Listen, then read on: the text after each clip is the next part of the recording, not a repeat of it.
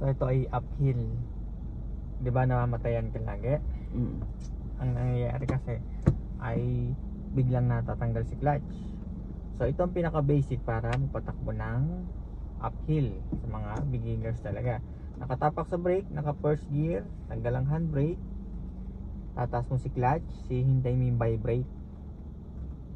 Mararamdaman mo talaga yung vibrate, fix mo na lang talaga yan. Ayan, nag-vibrate siya. Ito yung napakadali.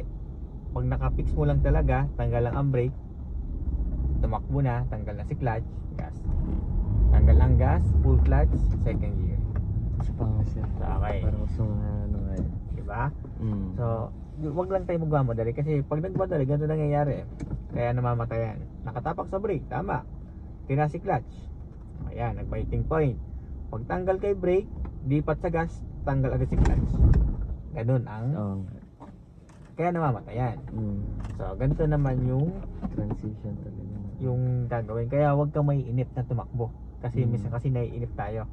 So, nakatapak sa brake, taas mo si clutch, laksan ang pakaramdam, yan, nagbabibrate. Pag tanggal kay brake, may ang iba kasi sasakyan 1 to 2 seconds baka tumakbo. Tanggal ang brake, hintayin tumakbo. Tumakbo na siya, tanggal na si clutch, gas. Tanggal ang gas, full clutch, second gear. Yan. Pag nasanay ka na din sa ganyan, so ito yung sunod mong gagawin.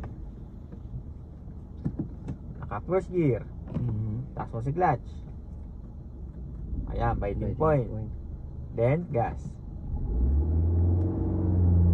Tuloy ang gas, dahan-dahan naman si clutch, inaangat. Yun yung mga pag nakuha mo na yung pinakauna. So, ulitin natin. Naka-biting point, tapak sa brake, tataas mo si clutch, yan, naka-biting point na siya. Pag tanggal kay brake, gas muna. Ang pagtapak sa gas, 1 to 2 seconds, ballpen lang. Okay, pag nakuha mo naman yung isang yon, so ito naman yung sunod, yung patatlo, yung ginagawa ng mga driver. Yung alam agad yung isang level ng clutch, alam agad. Parang pagkatanggal kay brake, di ba? Yun yung ginagawa kapag sanay na.